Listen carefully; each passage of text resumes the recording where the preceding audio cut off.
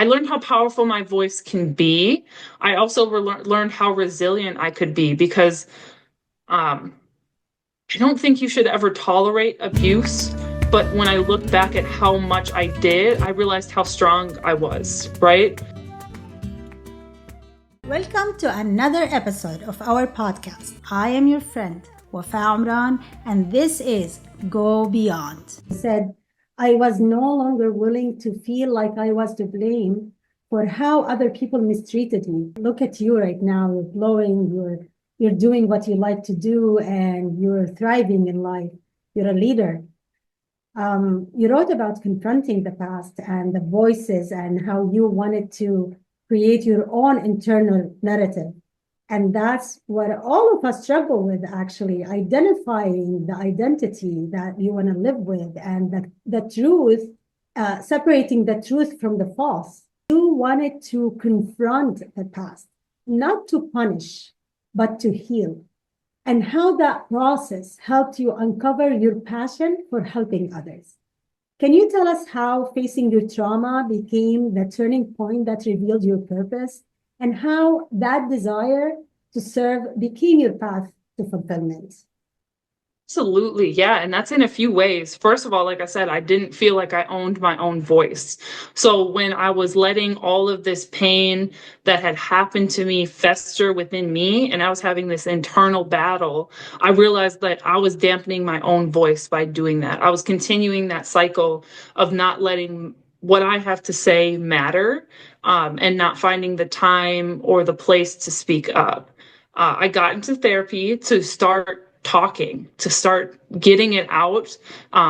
And therapy can be expensive, right? But to me, it was good that it was. It was good that there was money on it, because I was saying, me spending time for this hour to talk to this therapist and tell her my story means that I value my story. I value the investment I'm putting in on my story enough because it matters and it's valuable. And I started working through those stories in therapy so that I could heal from them and so that I could confront things. And some abusers were only ever confronted in letters that I wrote to myself and later burned or ripped up. And some were confronted to their face. There was some really hard conversations that needed to be had, some really firm boundaries that needed to be set. Those were usually in the relationships that I had any interest in improving or maintaining, or there was like those interwoven relationships where I want to improve the relationships with the people around my abuser. And the only way for me to do that is to confront the abuser, to bring everything out in the open, so that there's just nothing hiding in the dark, and we can all have a really honest conversation about exactly who we are and who we've been and how we want to move forward. So that was for me to start healing and start owning my own voice. And through that, I learned how powerful my voice can be. I also learned how resilient I could be, because I don't think you should ever tolerate abuse. But when I look back at how much I did, I realized how strong I was, right? How far my breaking point is. And I learned to use that as a strength, that I can overcome any challenge, and I can continue to set boundaries, and I can even face rejection from people and not let that mean something about me, because even in business, right, you're going to feel rejection at some point, whether a project doesn't work out or a client doesn't work out. Rejection is going to happen. And I knew that I had the strength within me. If I can survive that, I can survive someone saying that they don't want to work with me or that it's not the right time, right? And then I further healed that when I was in social work. And I've always loved teens. I love working with teenagers and young people, because they're at such a pivotal and important part of their life. And if you can make even a small impact in their life, it can amplify and just last. It can make such a lasting impression on them. So when I was in that job, and this was before I really got into therapy, when I was in social work working with teens that had some really hardships in their life, had made some mistakes, I was able to start telling my story to help them feel comfortable, whether it was about some sort of assault or abuse, a setback, addiction, all of the things that I had gone through. When they were going through them and they didn't know, it's like if you can't see someone on the other side of it, it's hard to see yourself on the other side of it. So I was able to be there and be that person to show them this is what's on the other side. If you can get through this, life will be okay. If you can get through this, you'll learn a lot of things about yourself. And if you can learn to be accountable for yourself and your own actions, your life can amplify beyond how the people in the past have treated you. And I'm proud to say that a lot of those youth I worked with ended up working with youth or in social work in some way, because now they want to continue the cycle. They want to continue the cycle of giving back and being that advocate and being that voice for somebody that's still stuck. You are an amazing model for that. You are a walking proof that whatever tries to bury you can actually be the environment for you to bloom. And our teens and our youth need someone like you to teach them life.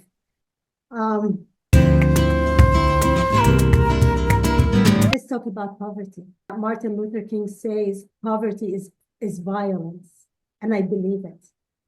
For so many people, especially if you grow up, money ties you to survival, shame, fear, a lot of things. It's the root of a lot of evil. That's why I have a passion for that work. You wrote very, very in such vulnerability about that on your early struggle with money, and then when you started making money, and then you had this weird relationship with money and mindset and scarcity mindset. Poverty is a prison.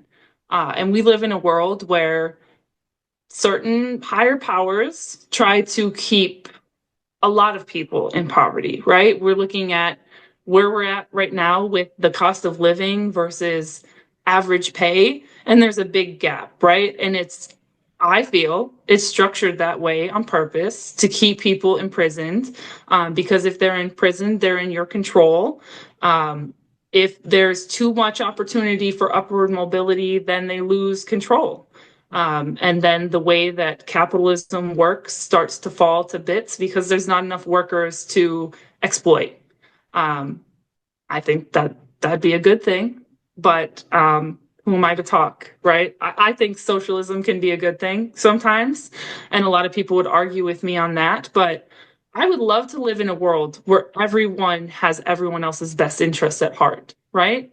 If I had to pay more taxes for somebody else's life to be easier, I'm perfectly okay with that, because I heard a quote recently, where no one is free until everyone is free. So if there is still people living in poverty, we all, in a sense, are living in poverty, because whether we're feeling it directly, it's funding our lifestyle in some way, right? But speaking on my experience, when you grow up in poverty and you felt the feeling of hunger, you felt the feeling of not having enough, you've watched your mom do the back-breaking labor to just get by, it feels like everything is that way. And when I was young, I thought rich people were like these mythical superheroes that you only saw on TV. And I had no concept of like, how did they work? I always thought, how did they work that many hours to have $1 million? Everything was in a dollars equals hours kind of mindset. And in my business now, I still see myself trying to break out of that, to not look at dollars equaling hours, but the value, putting a price on the value that I'm delivering to clients. And that's it's a deep rooted mindset. I experienced homelessness at the early age of 5 years old, after I had already experienced some trauma and some loss, and there was a lack of boundaries in the place that we were living, and we had to leave because of that. And we ended up in a homeless shelter for about a year. And when you feel the feeling of not even being housed as a child, the feeling of stability is gone. And it took me a long time to rebuild that foundation. And even now I'm still building it. I am not yet a homeowner. I'm still a renter. And I love where I live. I absolutely love my town home. And I'm working towards buying a house in the next couple of years for me and my family, because I want my kids to have roots of stability. I don't have a childhood home that I can go back to and visit. We lived in apartments and duplexes and all these random places. We moved a lot. And I would love for my kids to have somewhere to come back to that connects them to their roots and is truly their home, because I don't have that. I've found home within myself, and I say that in the book, right? This is the home that love built. I built my home within myself because I realized through all of those things, I always had me. And it was always me that picked me back up, reminded myself of what I'm worth, reminded myself of how far that I can go. So if I have no childhood home to go back to, I have a home within myself for my inner child to live, and I can visit that place anytime I like. And the beauty of that is I can change the interior decorating however I want, right? I can make inside of me as beautiful and as colorful as I would like it. It can be a place for imagination and creativity where I can start to picture the life that I want to build in my everyday life, right? And I also learned that scarcity mindset runs deep, and it takes consistent work to get over it. If you don't believe it, you can't achieve it. So I learned to start pushing myself to believe what felt impossible. And then when I reached that, now start believing the next impossible. I thought when I had my social work job that I had made it. I was like, I am professional. I've got this great title. But as you know, in social work, you don't make that much money. I loved what I was doing, but I had to go work at my son's daycare part-time to afford to go to the social work job. And at the time, there was a part of me that believed this is all I deserve. I've made it. This is better. This is far removed from what I grew up in. And in that role, I had to start believing I deserve more and I can achieve more. And when I very abruptly lost that position, and I had my business to fall back on, it was time to test that theory. And now year after year after year, I've just continued to make more and more money, and carve out more and more possibilities from myself. There's also you mentioned before, there is being taken care of, and then there's feeling independent.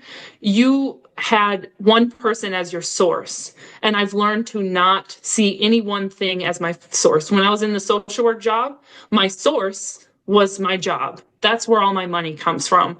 And I didn't see much possibility outside of that. And then when I became an entrepreneur, I had to believe that my source can come from anywhere. And as the more and more I've believed that, and the more and more I've been open to possibility and prosperity, sometimes money just like falls out of the sky, right? Or opportunities fall out of the sky that lead to a lot of money. And even if they don't lead to money, they lead to really great opportunities where I get to learn something about myself, or I get to travel somewhere new, or I get to be involved in a group of people with such a prosperous mindset that I get to believe what they believe so that I can achieve that. So it's all about belief. Again, if you can't believe it, you can't achieve it. So please start believing the impossible, and the impossible will be possible. Honestly, I might ask you to come again and again to this show because you teach life. Would love it. Yes. We could go so deep on all these topics. Definitely. And just a real quick, speaking on scarcity mindset, right? Flowers. I've got these flowers. These were a gift from my sister on Mother's Day. But when I was growing up, I thought that flowers were silly. I thought they were a waste of money because we had such a little budget for groceries. And I was like, why would people buy flowers that they are just going to die when they could buy something they could eat with that, right? And then when I was a young adult in romantic relationships, I declared I don't like flowers. I felt like it was very superficial. I felt it was a waste of money. And there was like this reluctance to accept them as a gift. And now, later on, I realized I love fresh cut flowers. I love potted flowers. I just love flowers, and I love to be around them. I love to have them in my home.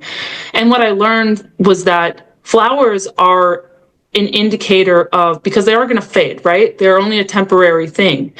They are a testament to right now. They are meant to fade. They are meant to keep us in the moment.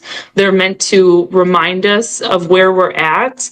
And it's a very small investment that brings a lot of joy. I've bought $5 flowers at Walmart that lasted me a month.